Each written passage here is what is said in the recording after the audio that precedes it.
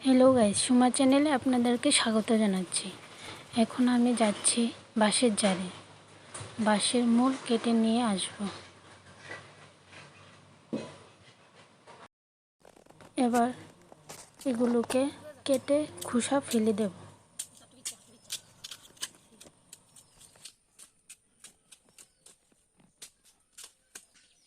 কাটার পর এগুলোকে কাটতে আসব।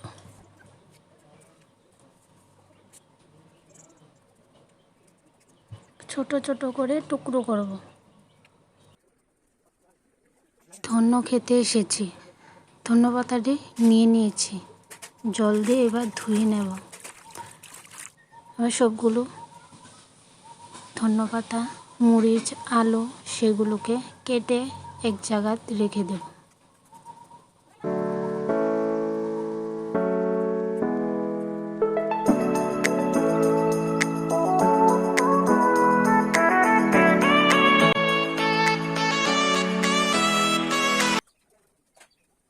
এবার রান্নাঘরের দিকে যাই। বাঁশের কুড়ুলগুলি নিয়ে নিয়েছি, একটি থালার ভিতরে সবগুলো সাজিয়ে নিয়েছি। ধনেপাতা নিয়েছি, পেঁয়াজ নিয়েছি, কয়েকটি রসুন নিয়েছি, শুটকি নিয়েছি, আলু নিয়েছি আর মরিচগুলো নিয়েছি। এবার পেঁয়াজগুলো ছেড়ে দেব, দিয়ে একটু নাড়ব। তেল দেব না, তেল ছাড়া রান্নাগুলি হবে। পেঁয়াজগুলো লাল হয়ে গিয়েছে, এবার মরিচগুলো দিয়ে দেব, দিয়ে একটু নাড়ব।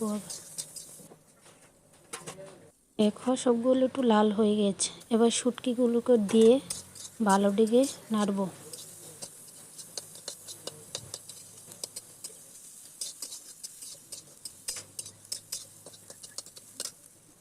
এবার বাঁশকুড়ুলকে দিয়ে দিব, আলুগুলোকে দিয়ে দেব, দিয়ে ভালো দিকে একটু 2 চামচ নুন দেব, 2.5 গ্লাস জল দেব, দিয়ে এবার এগুলোকে একটু নেড়িয়ে ঢেকে দেব 20 মিনিটের জন্য। এবার ঢাকনাগুলোকে খুলে একটু নেড়ে ধনে পাতাগুলিকে দেব, দিয়ে একটু নেড়ে নামিয়ে নেব। এবার আমার বাঁশের কুড়ুল তরকারি হয়ে গেছে। গুড বাই, আবার দেখা হচ্ছে নেক্সট ভিডিওতে।